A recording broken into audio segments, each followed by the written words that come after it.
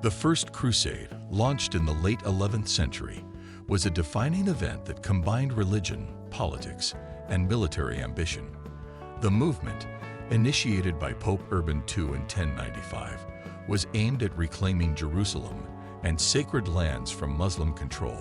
It involved a dramatic series of events that reshaped the medieval world. The call to arms. Pope Urban II's proclamation. In November 1095, Pope Urban II convened the Council of Clermont in France, a pivotal moment in medieval history. During the council, the Pope delivered an impassioned speech, calling upon Christians to liberate Jerusalem and other holy sites from Muslim rule. This call to arms was not only religious but also political, as it sought to unify warring European nobles under a common cause. Urban emphasized the religious duty to defend Christendom, promising spiritual rewards, including the remission of sins for those who join the cause.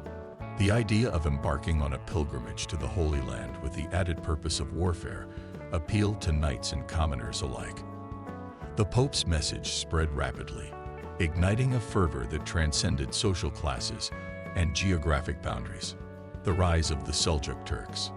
The Seljuk Turks, originally nomadic tribes from Central Asia, rose to prominence in the Islamic world during the 11th century. They embraced Islam and quickly established themselves as a formidable power.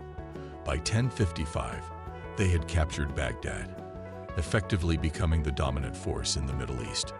The Seljuks' expansion westward brought them into conflict with the Byzantine Empire. Their victory at the Battle of Manzikert in 1071 dealt a crushing blow to Byzantine forces, leading to the loss of significant territory in Anatolia. This defeat weakened the Byzantines and prompted Emperor Alexios I Komnenos to seek assistance from Western Europe. This plea for help set the stage for the First Crusade. The Crusader Army. Formation and diverse motivations. The Crusader Army was one of the largest and most diverse military forces of its time, estimated at around 70,000 men, including knights, infantry, and non-combatants. Participants came from across Europe, driven by a mix of religious zeal, the promise of adventure, and the hope of material gain. Key leaders included Adhemar of La Poix, the papal legate, Raymond IV, Count of Toulouse, Godfrey of Bouillon, and Bohemond of Taranto. While they shared a common goal, these leaders often had conflicting ambitions, which created tensions throughout the campaign.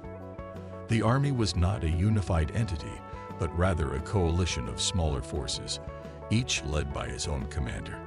Arrival at Constantinople. Byzantine diplomacy and strategy.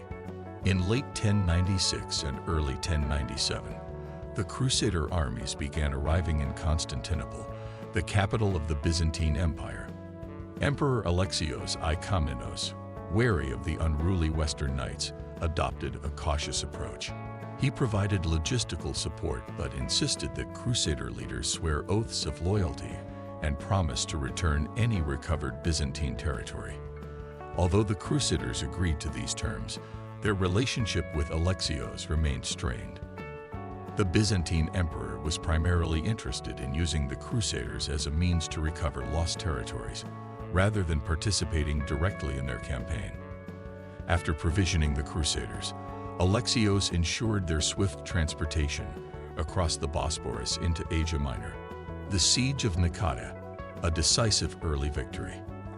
The first major target of the Crusaders was Nicaea, the Seljuk capital, which they besieged in May 1097. Sultan Kilij Arslan, initially underestimating the Crusaders, was caught off guard and unable to mount an effective defense. He attempted to relieve the city, but was decisively defeated by the larger Crusader force. On June 18, 1097, Nicaea surrendered. However, tensions arose when the Byzantines, rather than the Crusaders, took control of the city. Alexios forbade the Crusaders from looting Nicaea, instead compensating them with financial rewards. This early victory bolstered Crusader morale, but also highlighted the growing mistrust between the Crusaders and the Byzantines. The march through Anatolia. Challenges and triumphs. After their success at Nicaea, the Crusaders embarked on a grueling march through Anatolia. The journey was fraught with difficulties, including scorching summer heat, limited supplies, and constant harassment by Seljuk forces employing hit-and-run tactics. At Dorylaeum in July 1097, the Crusaders faced a major Seljuk attack. Kilij Arslan, leading an army of horse archers, sought to destroy the divided Crusader forces. However, reinforcements arrived just in time, and the combined Crusader army inflicted a decisive defeat on the Seljuks. This victory secured the Crusaders' passage through Anatolia, but the harsh conditions took a heavy toll on men and horses. The Siege of Antioch, an epic and prolonged struggle. Antioch, a heavily fortified city and a vital waypoint to Jerusalem, posed one of the greatest challenges of the First Crusade.